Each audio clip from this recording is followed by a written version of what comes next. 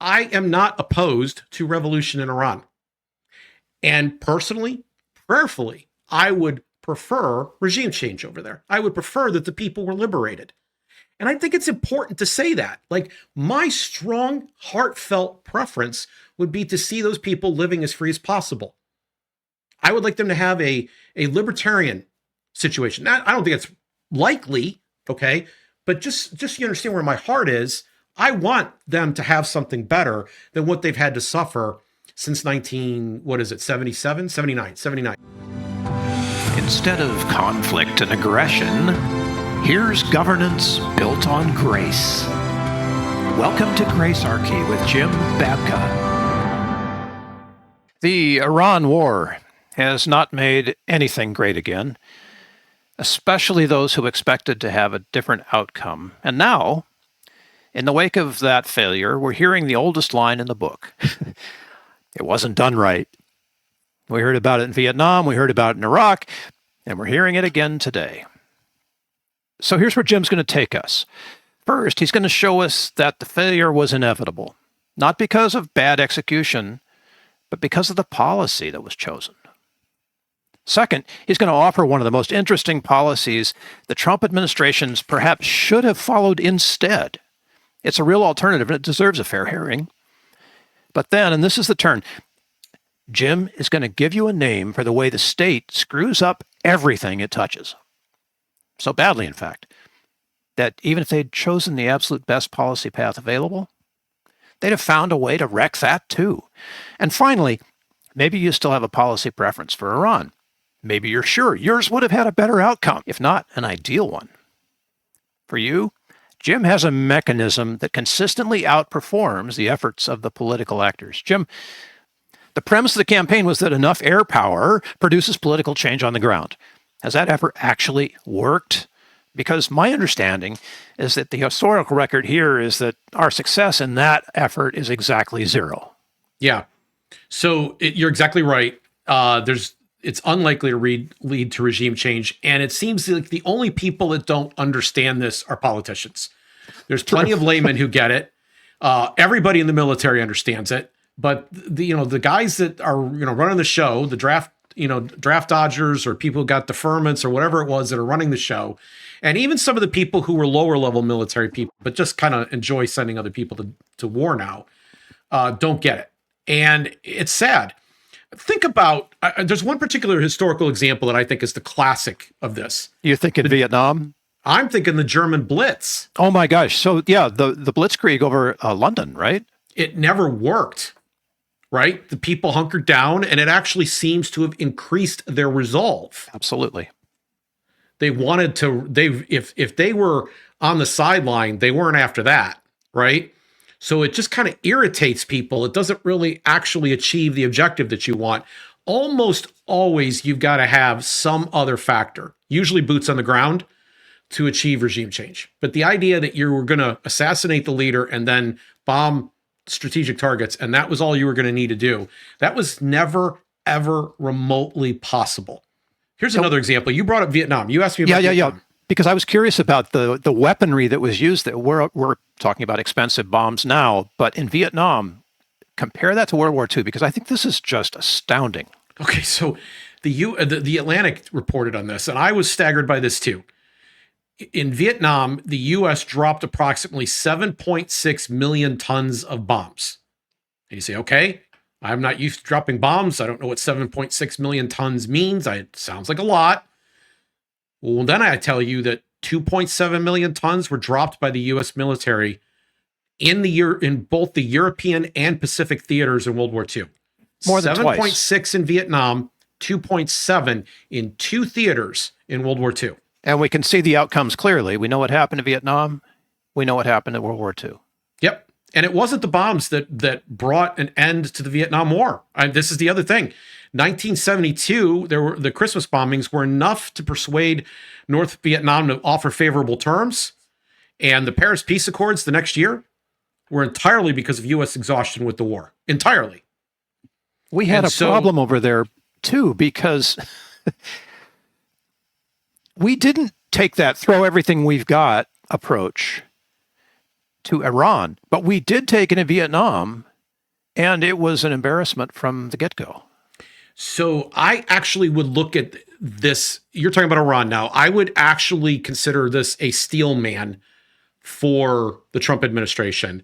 And that is that while they undermine the effectiveness of their bombing campaign, as you just pointed out, they didn't want to completely alienate a increasingly westernized population that would be left in the wake of destruction of all of their infrastructure. So they started trying to avoid bombing water and electrical plants, ground lines of communication, bridges and rail. And most importantly, they did not use an electromagnetic pulse weapon to permanently disable Iranian infrastructure. They wanted to be able to make friends with the people that came next rather than turn them into even more radicalized enemies. And this was important. But the problem here is that they've been using these really, really expensive bombing systems. Yes. They're nearly out. I mean, they are massively expensive. And so what I would like to do next is offer an alternative. Oh, yeah. This is an interesting idea I've heard mentioned once or twice, right? What if we were to arm the Iranian people directly, like just airlift weapons to them? Yeah. Well, I'm going to call this section dropping arms, right? Instead of dropping bombs, dropping arms. So the idea here would be that planes could drop, let's call them pallets, I don't know, cargo boxes, with weapons and ammunition. And it would arm the people so they could rise up. I'd like to go back in time for just a second. At the beginning of the year, the Iranian government hired thugs to massacre protesters and dissenters, and the numbers have varied. They're somewhere between 20 and 40,000. Yeah. And it's probably reasonable to believe the higher number. It may be propaganda, but I kind of, at this point in time, think it's probably the more likely number. That's a lot of people. That's a lot of people. And I was frustrated at the time. I expressed this to a couple of friends that if they were going to go in and intervene, that they waited too long. They did this at the end of February and under really dubious, suspicious, bad circumstances. And there's no point at which I can look at this and go, oh, this is about liberating the people. There's really no action that you could say other than the fact they didn't take out certain infrastructure, that they really cared what happened next. This was so poorly thought out. The idea here would be that you have a very westernized people, increasingly secular. Like, people think of Iran's theocratic leadership and maybe the threat that they were, but the Iranian people on the ground consume a lot of Western media. You can't necessarily own, let's say, a satellite dish, yet everybody does, right? You're not supposed to be consuming Western programming, but nearly everybody does. And levels of belief in Islam, the state has undermined Islam so effectively by their theocratic control that people are increasingly secularized and moving away from it and wanting to be out from under this system entirely. And so the idea would be that, okay, this regime's done a lot of bad things. I suspect if you were going to do a plan where you were going to arm the people, it would have been better to do it before the 40,000 people got massacred and not after. But it was never done. And so, but the idea would be that they would then, and I think there's some value to this, they would rise up and they would reclaim their own country. They would have their own revolution to try to liberate themselves. And by kind of exercising those muscles, the same way a caterpillar kind of comes out of its own cocoon, stretches. They would earn their own liberty and hopefully cherish it more. Did the administration read the mood on the ground wrong? I mean, the administration hoped that these protests would result in something more effective. But were the Iranian people in a position to be able to take that effective step and change their regime on their own? I don't see that as a possibility. Well, no, actually, there is a lot of, and I believe it's propaganda. Okay, I believe it's been overstated that they were very much ready and able to do so. Yeah, that feels like that to me too. But let's assume, we're going to do through this exercise, I want to assume that they actually could have done it. Okay. And all they needed was the material support to get it done. All they needed was the weapons. They could have figured this out for themselves. It's easy for any actor on any stage, but this is I'm explicitly talking about state actors here, to play the role of bully when they have all the weapons. It's a lot easier. But when you start getting shot back at, when that process begins, then people start questioning, I want to get home at night, right? I want to be able to, this gig was great. I loved clubbing people over the head, but, the guy right next to me got clubbed back over the head and had his head split open, and he's in the hospital now, and this isn't so much fun anymore. So we had some assumptions that weren't quite right here. Right? Yeah. Well, and I think we assumed one of them was that the people were way more unified about this than they actually were. Maybe, but let's talk about getting them the weapons, because I think there's some reasons that the administration maybe held back on dropping the arms. Okay. First, there was some concern that they would drop into the hands of the Islamic Revolutionary Guard Corps, or the IRGC, most people call it, which would be subsequently used in some way against U.S. or allied forces. So if you're planning on doing something militarily, looking to keep your options open, maybe you're going to do little missions here and there, do you want to be giving extra weapons to your opponents? This seems to me to be a negligible concern. I don't know that you would be dropping your best weapon systems. That's too expensive to do anyway. I think you're talking basic guns and basic ammo that you would be dropping in to that what you're looking for, and this would be a lot like how I talk about campaign dollars, Bill. One side's already very well armed.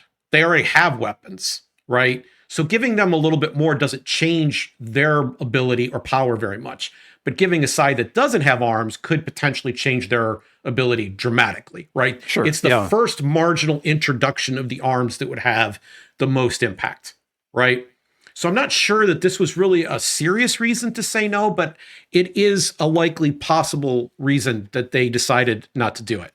The second one, this is the one that you've been kind of focusing on here as we've been talking, is that the Iranian people didn't actually revolt against their oppressors. And I tend to think that having 40,000 of maybe some of your best resistance massacred, while Trump dithered, may have contributed a huge amount to this. So Trump's, got this constant impulsiveness where there's no forethought to what's going to happen. There's a change and it's whatever. And, we've had this war, not really a war, ended several times. There was even a peace accord that fell apart. And, there's talk where he would tax the Strait of Hormuz, and then he's not going to tax the Strait of Hormuz. I mean, there's this constant and unstable, and even the last minute decision, it was relatively last minute in late February to go, had a lot to do with the fact that Israel gave him a hard shove. There's no forethought here whatsoever. May I ask you about Israel for a moment? Yeah. Because I think it ties into your dropping arms discussion. What is Israel after in Iran? Are they after regime change, or are they after liberation? And what is America after in Iran? Are we after regime change or liberation? I don't think it's liberation that we want. We're looking more for an ally, right? We want to work together. So I would contend that the Trump administration, Israel, both there's really little evidence that they were interested in liberating Iran. They wanted an allied Iran. Let me make a distinction here between liberated and allied. So we have a liberated Iran and an allied Iran. So please hear this distinction carefully. Allied means that they were friendly to the U.S. and wouldn't harm Israel. They have no interest in continuing any of the policies or supporting any of the actors around Israel, whether those actors are coming from Iraq, Syria, Gaza, or Lebanon. They wanted to try to make sure that none of those things were happening. And maybe even more than that.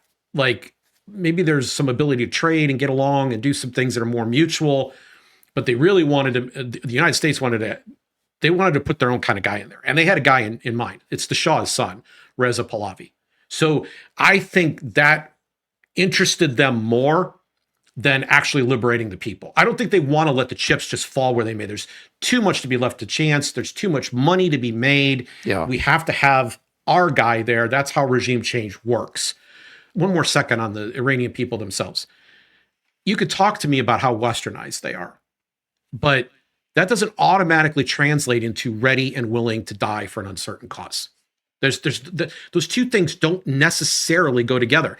There's plenty of people who really enjoy our Western culture, and they would complain and they might even go to social media, but they wouldn't necessarily die for this stuff. They weren't going to go get their own hands dirty doing it, right? And it just doesn't. These are not automatically connected categories. So there may be a massive demand for wanting a more Western society, but there might not be enough people willing to pick up and run and do something. And we haven't really seen hard evidence in reality of this happening yet. There are anecdotes, but there's nothing of mass because nothing substantial. Right. Yeah.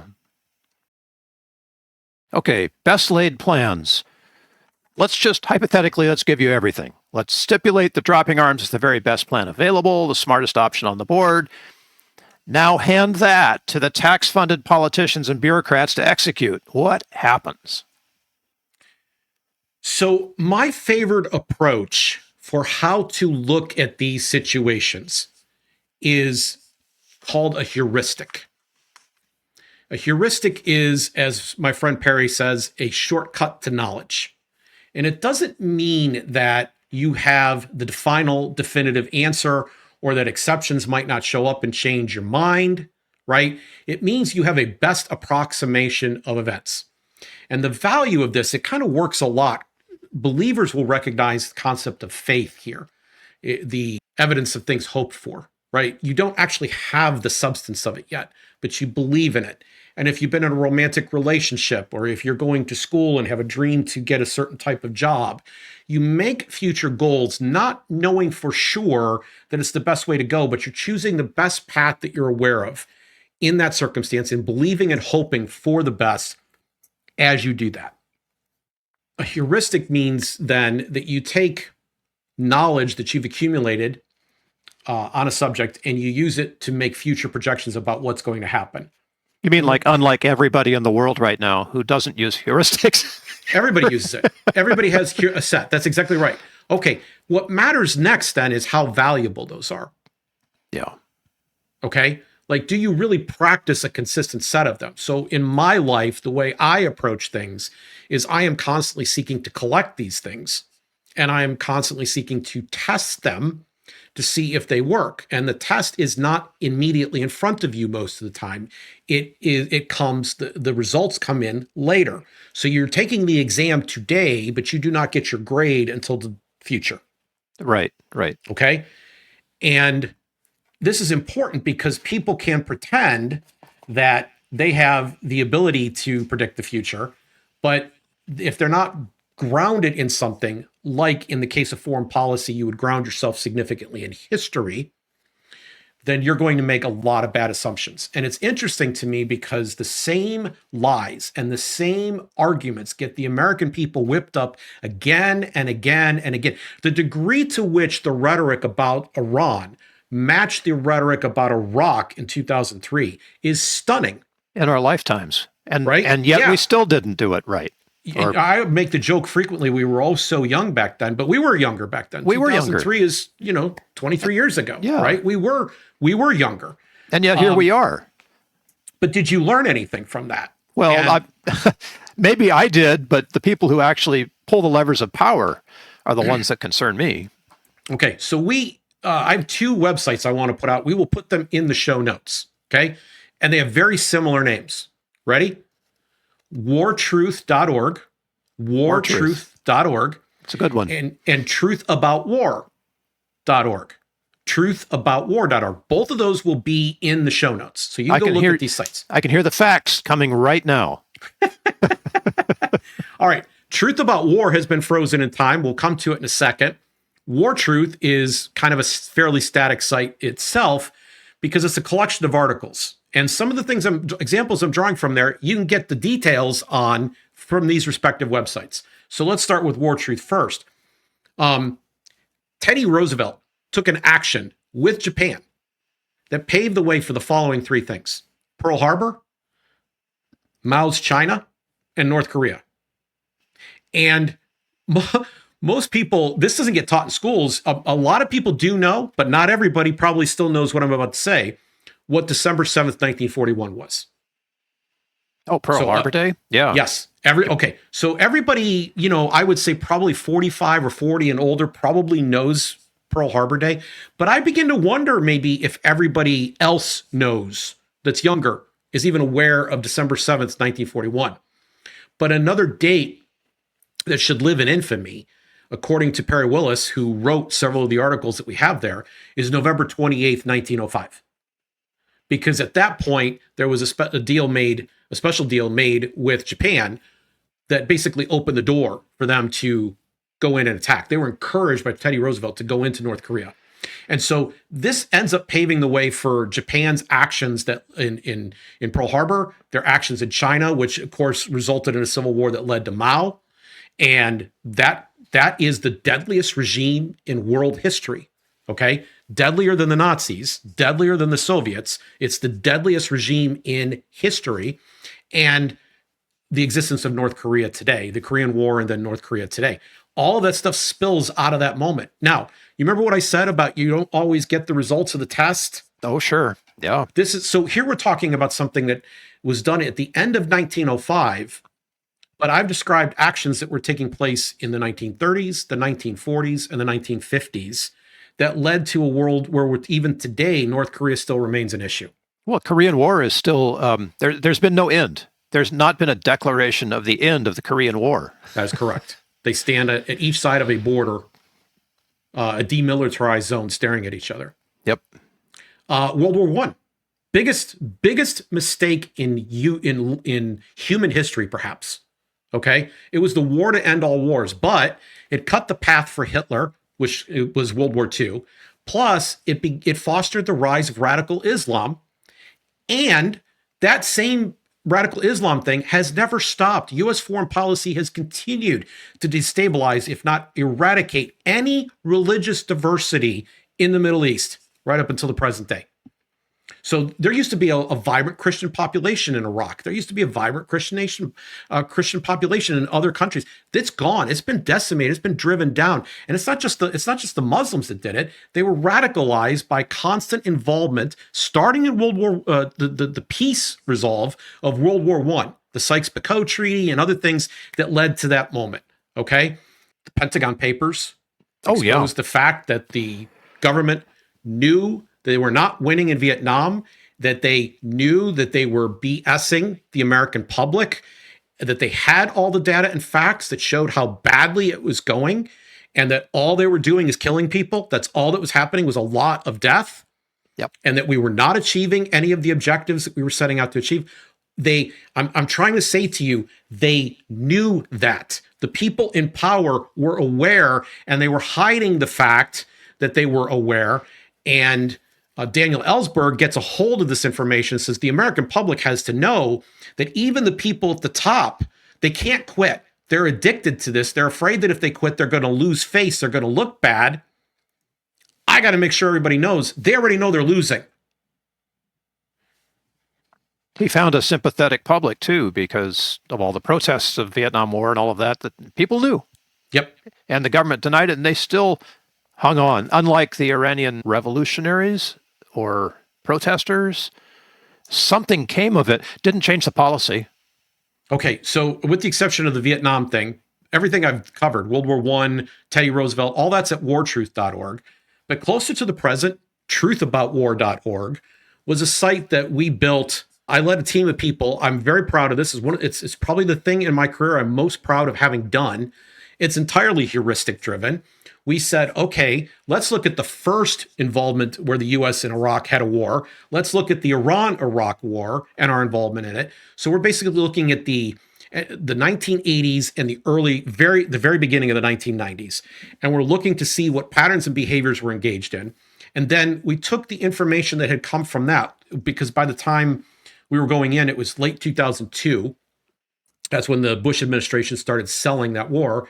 And we assembled all the information that was available to us. And it turned out if you looked, it wasn't hard to find.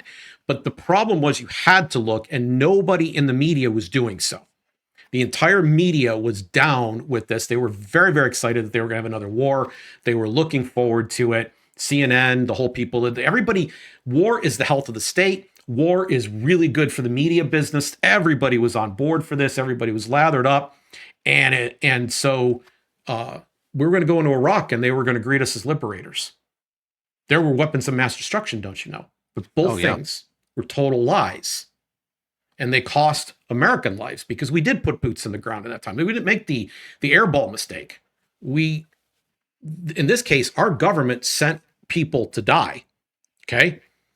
But it bogged us down. And Afghanistan, you know, there's people who are still upset about how we exited Afghanistan, but we were there for close to 20 years. Yeah. And we spent a huge amount of American treasure and lives. And the Taliban's back. So it didn't work. And the ostensible reason for going in the first place, which was one of the most legitimate reasons ever. If you're going to have a government, you're going to be angry about things. You say, we have to use the military to exercise some kind of punishment or judgment. We're going to go get Osama bin Laden and take out al-Qaeda. They had him surrounded on 3 sides at Tora Bora and permitted him to escape. And the decision to let him escape was at the top. And then we stayed there for a very, very long time. And the counties that are part of the DC Beltway, the people that live there, experienced a wealth explosion because military industrial complex is really good for political business. It's really good for money.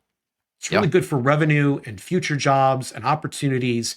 The people who live in the area who participate in your ruling, they live well at your expense. And this is part of how they live well. Debacles like Afghanistan. So if we can keep them from looking at the choices that we made and keep them focused on how much money we're making from those bad choices, we can pull everybody along, right? Right. There's a guy who has a name for that, and you know him as well as I do because he's a Nobel Prize. Friedrich Hayek called that the fatal conceit, right? Yeah. So let's play a giant game of let's pretend. Let's pretend. Let's pretend. Sure. Why not? The fatal conceit is the misguided belief that human reason can fully comprehend, plan, and control complex systems. This includes economics. This includes societies. This includes trying to figure out how you're going to win a war because battle plans, when they make contact with the enemy, they tend to go sideways. They tend to go wrong. They tend to go topsy-turvy. So Hayek won a Nobel Prize, and he argued that central planning fails because it underestimates the dispersed, localized knowledge required to make these systems work. Millions of people interacting every moment of every day. It's an incalculable thing because by the time you could possibly calculate, if you had a machine big enough to do it, the next moment is already occurring and new decisions are being made and everyone's pursuing their happiness. And you can't know what all of those are or how to engineer all of those. And it's the reason that intervention is wrong domestically, but it's also the reason that intervention isn't going to work internationally. In fact, your knowledge level will actually be lower internationally than it will be here. And you say, well, wait a minute. We have experts over here. They speak the language. They've walked the streets. They've met the people. They know the delicious cuisine there. And Richard Maybury came along in his Uncle Eric series and in his newsletter, and he labeled vast parts of the world, dangerous parts of the world, Chaostan. Chaostan. Makes sense. Right? Now, the hallmark of Chaostan, according to Maybury, was that there's Hatfield and McCoy relationships going on in one town and then the next town and over the hill on the other side and back over in this other country and then in this nation. And these relationships, you might be aware of some of the big players. Like you might be aware of the difference between, say, the PLO and Israel, right? You might know that one. You might know Russia and Ukraine. You might know some of the big things.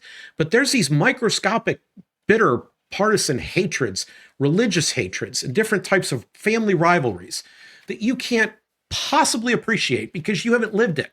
And it makes as little sense as the Hatfields and McCoys. It's ingrained in even though it's means no sense at all. And even the people who've taken the time to get educated about it can't possibly know the depths and dimensions and the length of memory that exists in some of these places. These cultures are thousands of years old. In some cases, yes. You know? But even if it's hundreds, I mean, we're still a baby civilization. Oh, yeah, look at us. We can't figure out, the other party next door. And we live in immediacy, and right? we live in immediacy, yeah. Yeah. We're spending our time doom scrolling through stuff. We don't think about the past the way that some of these other places do. And so he labeled these places Chaostan, and he said, basically, stay out. Don't, as a rule, never stick your nose in Chaostan, right? And I'll say this another way so you can fully appreciate what I'm saying. You wouldn't, in good sense, go downtown and find a gang and then find another gang and try to pick a fight with these gangs and try to right? There's a degree to which, now, if you gained an expertise in just those gangs, a very localized thing, and you built relationships with all those people, might be a different score. But if you come walking in a suit, your Ivy League degree, and you think you know everything and you're going to tell them how you live, well, I imagine you're going to have some problems. That sounds like Congress, man. But my favorite version of the fatal conceit is my mentor, Harry Browne. Oh my gosh, yes, this is amazing. He talked about the dictator fallacy. Can he nail it or what? The dictator fallacy, right? The notion that you are the king and everything you've decreed goes your way, because it's not even true for the president of the United States. And we'll go deeper in a moment to explain why. But the president is just one person. There are members of Congress, the negotiations have to be done. There are interest groups and caucuses and constituents and lobbyists who all are going to get in on it. So let's say, for example, you come up with the most wonderful way to solve the problems of illiteracy. You're going to educate the children. You've got just the plan, and here's your plan. You're ready to take your plan, and you're ready to go implement your plan. Well, no. Every one of these people is going to get their ability to have say in it, and they're going to add things. They're going to add a lot of things that weren't really part of your plan, and you'll swallow some of that because you're trying to get your plan through. And eventually, over time, they'll dilute it so much that your plan completely disappears in the mist. Yep. And then, as if it wasn't bad enough that that's what it took to get it to enacted, there's going to be a completely different group of people who now implement it. And they're all going to have their own set of interests too. And they're not going to do it the way you envision doing it. In fact, before long, you're going to be, and this happens a lot, they'll say, the author of the internet is saying now that this is the problem. And then they're saying AI, they're saying the guy that basically is the founding father of AI is like, whoa, this is dangerous. We should have never done this. I mean, again and again and again, things get out of control. And every person who has had people working for them knows exactly what I'm talking about. You give a clear, simple instruction. You say you can never add too much water. And you're going to have one guy who's going to say out loud, oh, well, I better add more water because you said you can never add too much. And you'll have a second guy who will come along and say, no, you can't possibly put that much water in. He said you never should add that much water. And then a third saying, well, the way I thought it was he didn't want you to add too much water. And so this is what happens. People go out and interpret it their own way. And so Harry Browne said, dictator fallacy, you're not going to get your way. Stop fantasizing that you can master all these details, that your ideal program will get in there. So if you're saying, oh, well, I believe we can achieve regime change if we follow this plan, even the plan I just laid out, there's really a lot of reason to believe, no, you probably won't get what you want. And we're going to talk about why the best plans fail, because this is the moment where you get to reveal your term for why governments are so great at messing things up. So up to this point, I may have concerned, and I hope everybody stuck around long enough to get here. They may be like, wait a minute, is Jim advocating for a foreign intervention, American U.S. military regime change in Iran? Is that where he's going? What's happened to Jim? Where is he? And who is sitting here now instead? The answer is no, I haven't changed my mind. Heuristics have proven to be right. This was a colossal mistake. But I'm offering out this idea that, okay, maybe there was a way to do it better. And I'm going to say, no, there is no way. And I want to be very clear about what I'm saying right now. Like, please don't miss this next statement. There's no way the Trump administration, and it's not because they're the Trump administration, there's no way that any U.S. presidential administration, there's no way that the U.S. government itself could have done this right. because they suffer from what I am going to call the tax-funded Midas Curse. Government bill has the Midas touch in reverse. Everything it touches, it turns into a problem. Yes. And everything the politicians touch becomes less workable, even if the original idea is sound, for some of the reasons I just described moments ago. Their policies might enter as gold, but the machinery turns it into lead. That's how the political system works. Healthcare for all. Look, see, it just again and again, and it turns into a joke. We know that it's a joke. This is the fodder of late night comedians, right? They're going to go out and do the noble thing, and then they completely screw it up. Donald Trump's going to replace a reflecting pool. It gets completely messed up. It again and again and again, they find ways to make things worse. And one of the saddest ones is welfare. We know for a fact that welfare has been stagnant. It has not dramatically improved. It was dramatically improving until the Great Society came along and put these programs out, and it drained a lot of resources and caused a lot of bad side effects. We could do not just one episode, but multiple episodes. We could spend the rest of our lives talking about the ways that this has been proven out. That's happened again and again. Or now, if you don't like the tax-funded Midas Curse name, how about the No Right Answer Institution? You know, you're standing on a I'm going to say a potentially shaky pedestal here, but it's better than the other ones in the room. Can you give us any examples of how the government has gotten it right?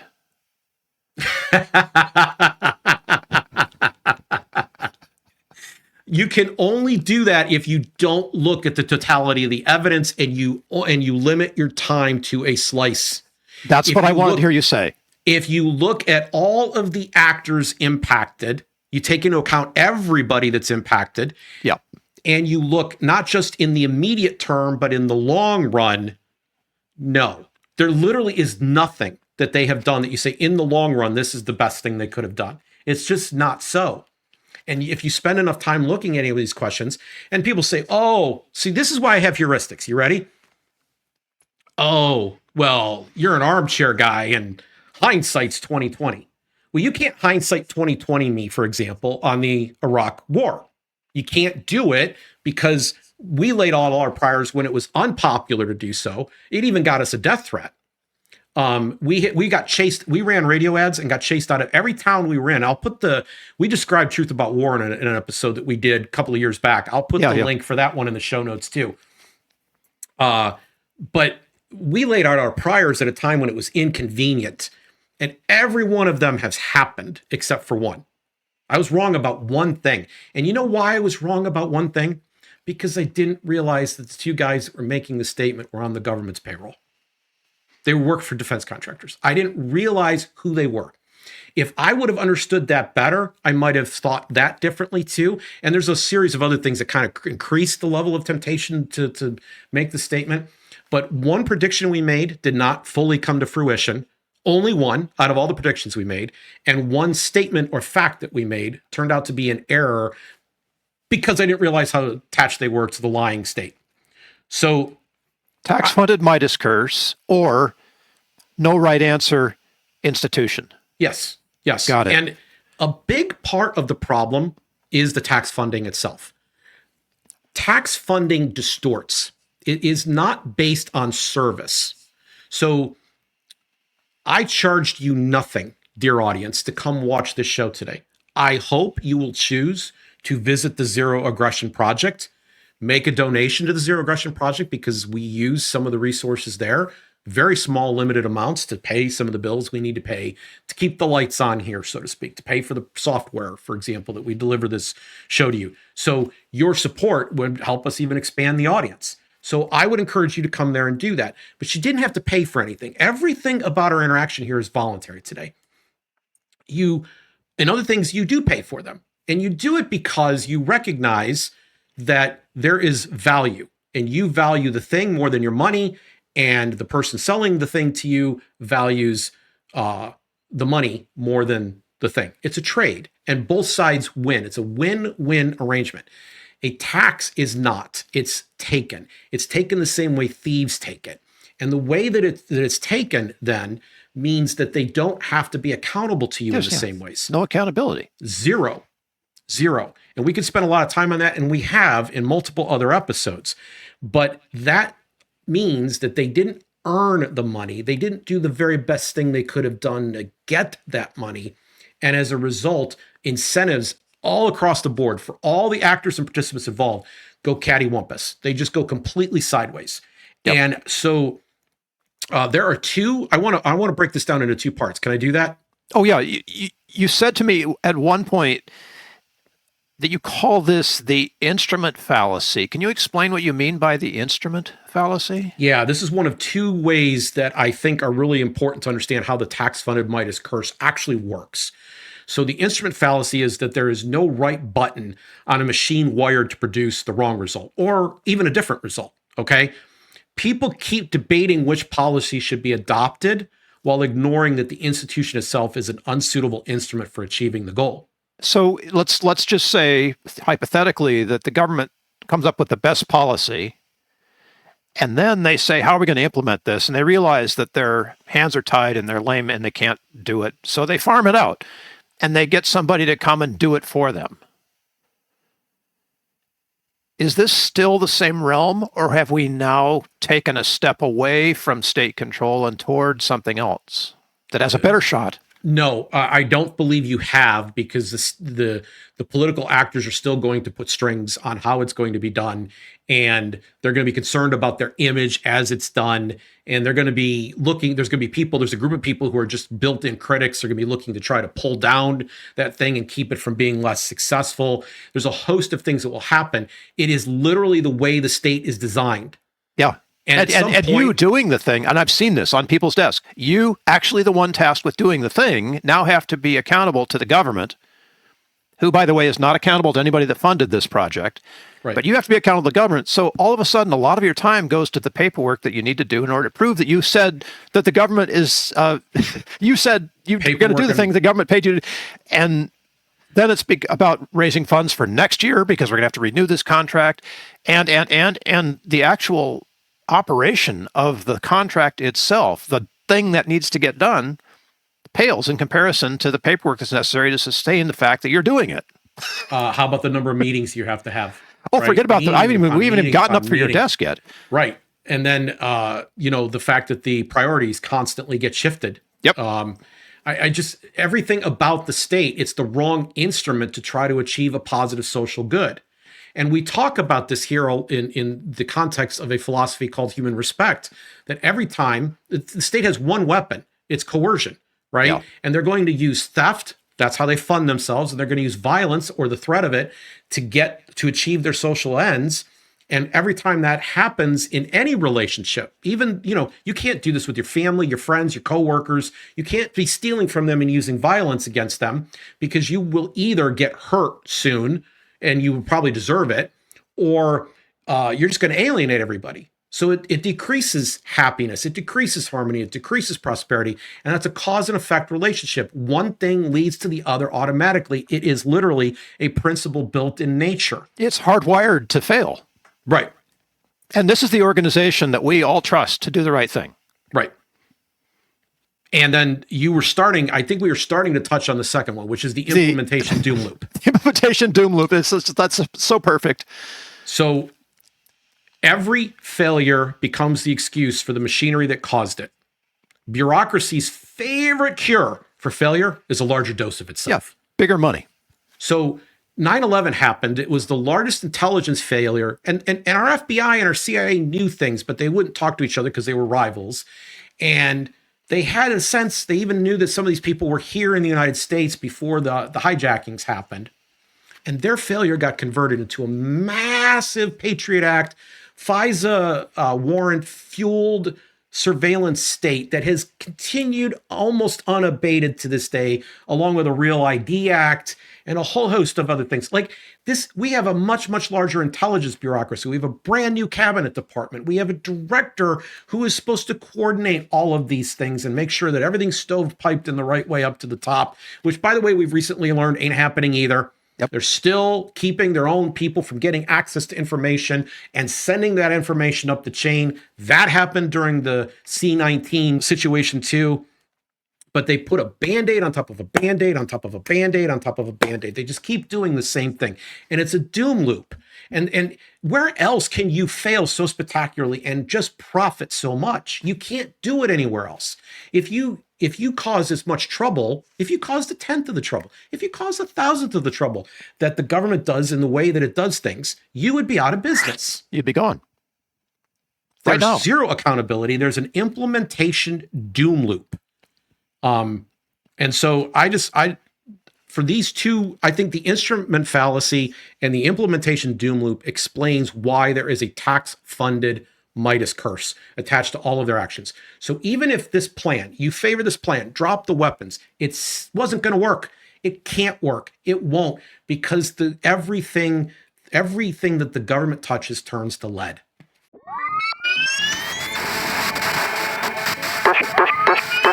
This show is brought to you by the Zero Aggression Project. Zap newsletter subscribers get alerts when each episode is released.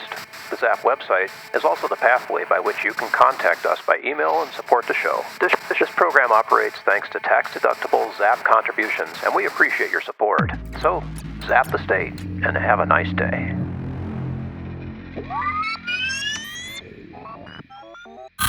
I'm curious here, and let's move on to our. You say you want a revolution? I mean, this is really our chance to say, hey, Jim, so how would you fix this, right? But it's bigger than that. Well, I am not opposed to revolution in Iran. Yeah. And personally, prayerfully, I would prefer regime change over there. I would prefer that the people were liberated. And I think it's important to say that. Like, my strong, heartfelt preference would be to see those people living as free as possible. I would like them to have a libertarian situation. I don't think it's likely, okay? But just so you understand where my heart is, I want them to have something better than what they've had to suffer since 77, 79. There was a shift. Remember the Egyptian Spring or the Persian Spring or whatever, that whole thing that took place, and there was hope. There was hope. But it hasn't really arrived yet in Iran. True. And I would like to see it happen. Okay? So I'm not opposed to revolution in Iran. And when goods cross borders, armies don't. And some of our goods are already crossing borders, even though there's an embargo. The real reason, please listen to this, the real reason that we Americans are called the Great Satan by their leaders over there is our entertainment, our values, our way of approaching things. They want none of that in their country. Zero. The theocratic regime does not want anything that sounds Western or American in there. They don't want those values adopted. They don't want people that look and act and talk like you and me. They don't want it. And yet there's plenty of evidence that that's gotten in there. I believe our culture is a dissolving solvent. I think it takes these kinds of tyrannies and starts to dilute it. And there's the culture that is capable of good does that. Yes. Because we have this other culture that's piggybacking on that too, but isn't so great, that results in the great Satan statements, because that's the culture that feeds entertainment and value and, less than... And by the way, I'm not suggesting to you that all the entertainment is lily white and good, but if you're if you're a woman unable to walk down the street because there are people there who will literally start beating you because you don't have the proper covering, right?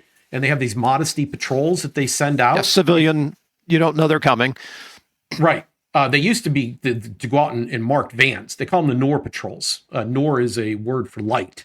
So they used to go out in these patrols, but now they've given plainclothes people, so you don't even know if the person you're walking past is one of these people who will suddenly stop and start giving you HE double toothpick, right?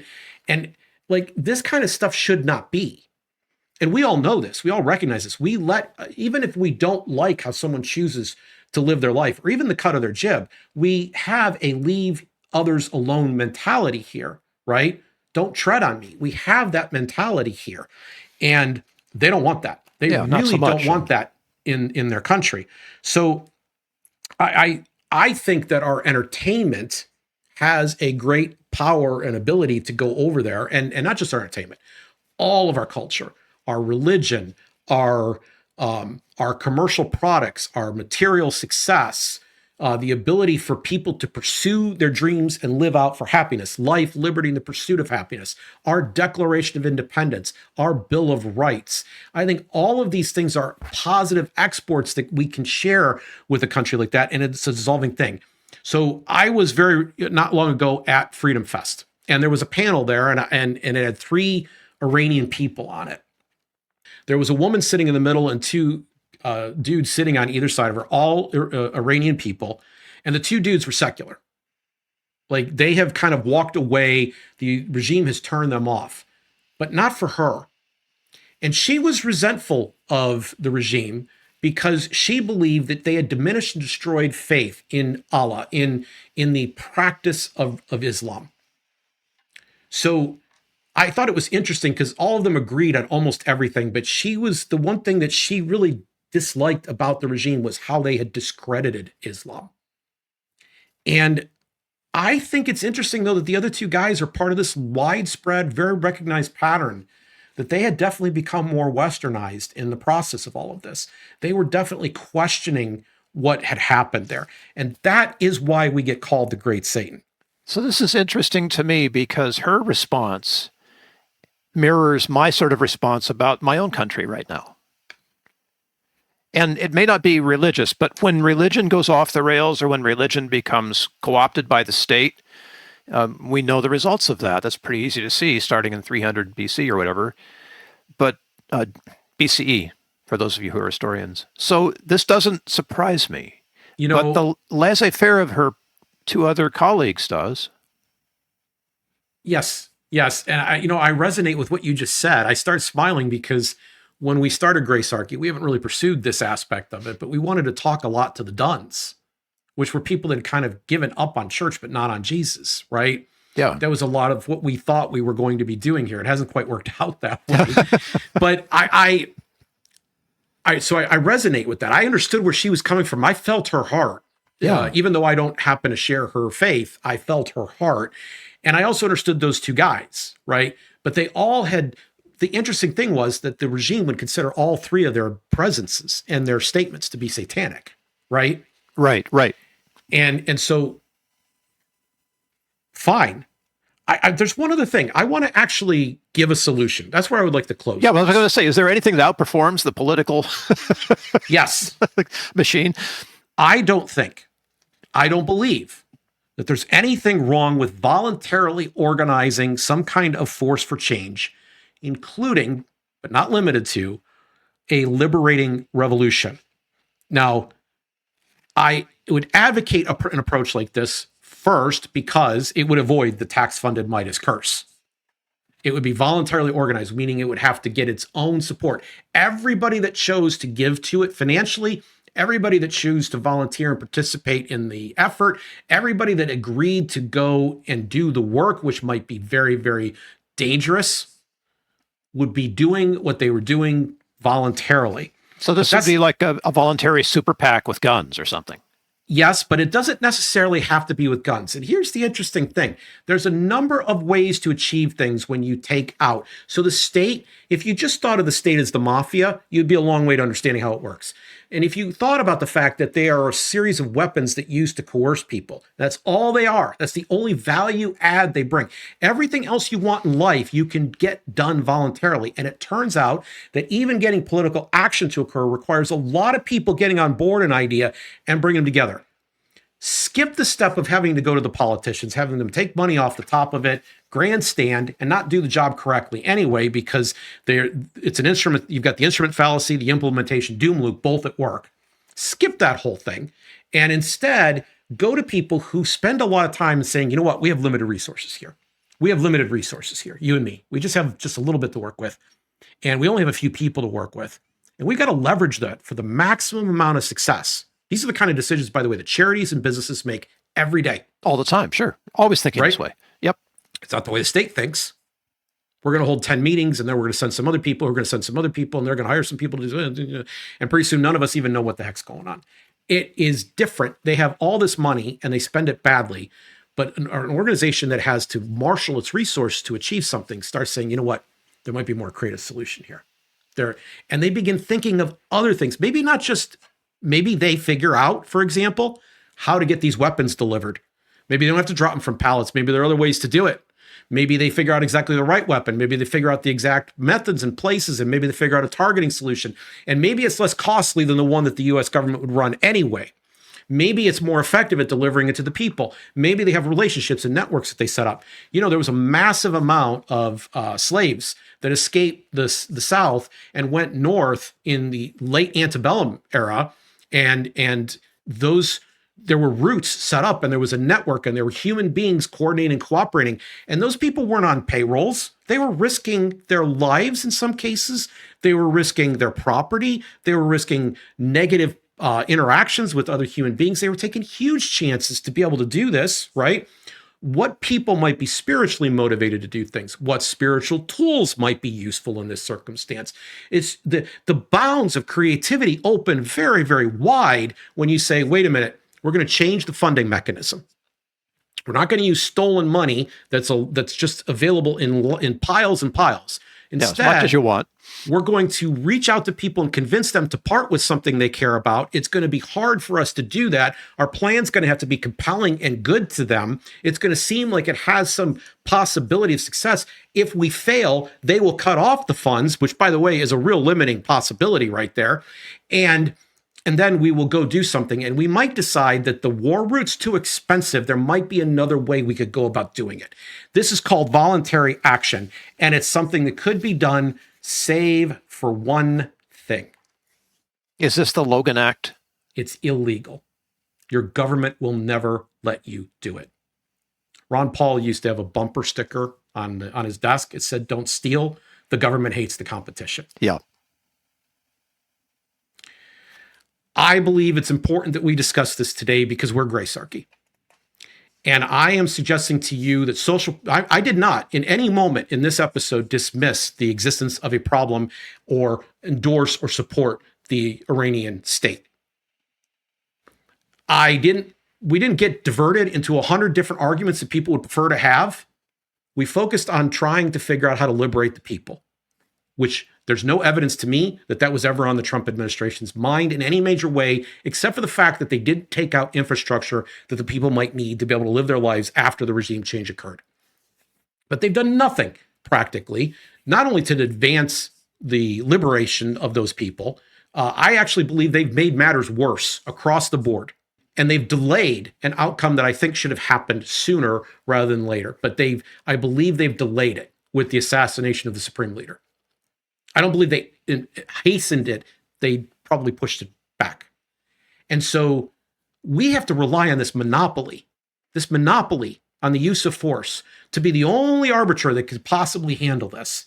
Instead of like, okay, we really care about the Iranian people. How can we actually help bring about their liberation? Stop. We have no room for that kind of thinking here. You either let us do it or we don't get it done at all. Or let's just say we don't get it done at all.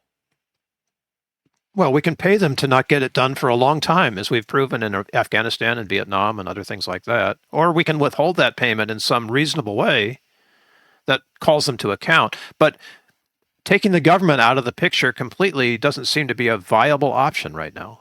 No, it doesn't. But I'm a prophet. And even if I'm Cassandra and people aren't ready to listen, I'm still going to keep holding out the light, the beacon of truth, that there is a better way that we could organize our society. And there are ways that we can make the world a better place. And it starts with not harming one another. It starts by trying to persuade instead.